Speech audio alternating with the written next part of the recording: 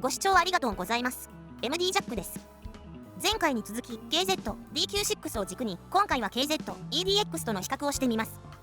3本構成の2本目の動画となりますが、この動画を単体でもご覧いただけるよう、1本目と内容が重複している部分がありますので、あらかじめご了承ください。ではまず、DQ6 の音質以外で気づいた点などです。DQ6、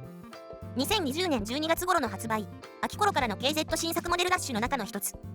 この価格帯でダイナミックドライバー、片耳3発搭載は珍しかったので入手。アリエクスプレスだと3000円を切る価格。Amazon でも3200円ぐらい。EDX。ハイブリッドモデル以外で KZ のダイナミックドライバー搭載モデルといえば、最近では2020年秋頃発売の EDX があり、コスパに優れているだけでなく、音質も侮れません。ダイナミックドライバー一発の構成は原点とも言えるので、KZ ファンを含め1本持っていても全く損ではないと思います。ZST、ZSTX と同じシェル形状でノズル一体型です。アリエクスプレスだと1000円を切り、700円台で入手可能です。次は2モデルのエイジング前後の波形を比較してみました。波形が重なっていることから、エイジング前後で大きくなり方は変わっていないと思います。ちょっと曖昧な言い方をしたのは、波形に現れなくても、エイジング前と印象が変化することがあるからです。人間の耳は収録マイクに比べ、音を感じる部分が多いので、データは参考にはなりますが、絶対的なものではないと考えています。一方、EDX はエイジング前後で波形に変化が出ました。測定のやり直しをしましたが、やはりエイジング後のピンクの波形になったので、測定結果に間違いはないと思います。聴覚上違うかどうかの部分は、残念ながらエイジング前の音質を記憶していないので、何とも言えません。それと、大きく差が出ている部分は可聴範囲内ではありますが、自分の耳ではほとんど聞こえない帯域のため、実質わからない部分です。ただ、経験上ですが、BA に比べ、ダイナミックドライバーの方が、エイジング前後で変化があるような気がしています。次は2モデルの波形比較です。EDX の低域は、デュアルマグネティックサーキット搭載の DQ6 より出ていて、ちょっとびっくりです。ドライバーの改良をしているようですが、低域がうまくいったということですね。中域には、それほど差はなく、2kHz から 4kHz あたりに差があり、やはり、DQ6 がここを抑えているのでしょうね。高域は EDX もよく出ていますが、DQ6 と比べるとややマイルドな感じです。では音質比較動画です。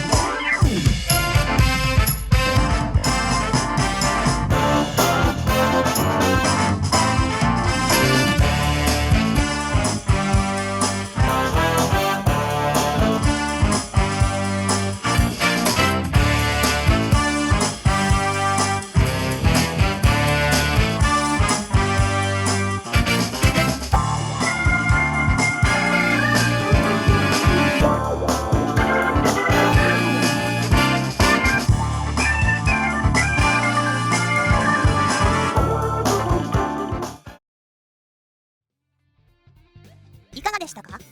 交互に別モデルの音を聞き比べるには、スライスする時間が短くても長くても分かりづらく、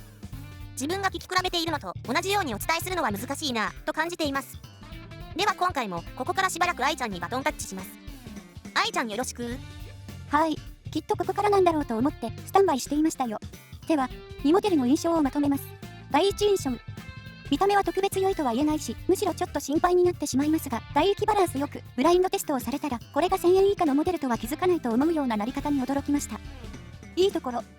まず、低域をしっかり出そうとしたんでしょうね。よく出ていますが無理な感じはありません。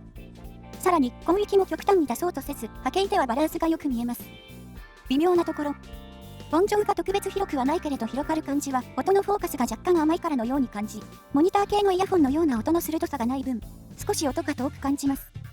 8kHz 付近が抑え気味だから、鋭さが足りないように感じ、聞き込んでいくと、やや音に力が足りない気がしました。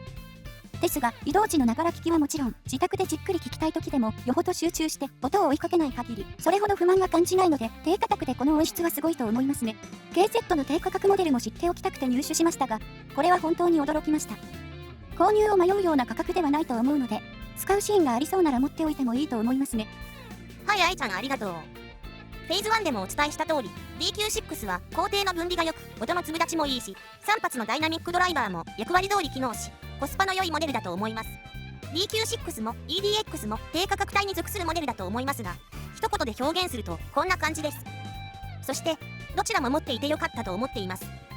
べる対象が違うと受ける印象も違い、ZSN Pro X と比較した時には DQ6 はやや優しめの音に感じましたが、EDX との比較ではシャープで根域寄りな印象を持ちました。どんな体調の時に聞くか、直前まで別のイヤホンを聞いていたかなどによって受ける印象が大きく変化します。